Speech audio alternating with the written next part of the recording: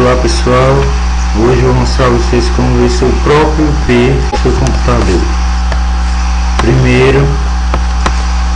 Primeiramente vocês vão aqui em iniciar, vão escrever o nome executar,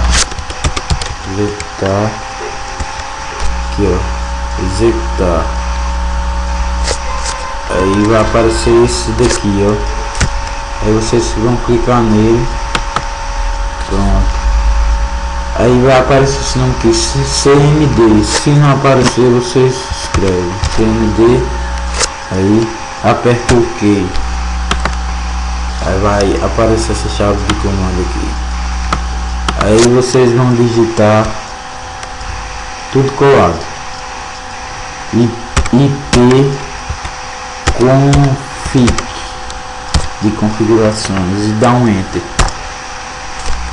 Pronto, aqui ó, aqui já tá aqui ó, IP, IPv6, IPv4, gratuito padrão, aqui mostra tudo. Só isso galera, me inscreva no meu canal, clique em gostei e me adicione no Facebook.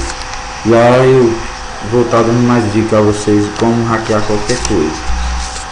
Falou, obrigado.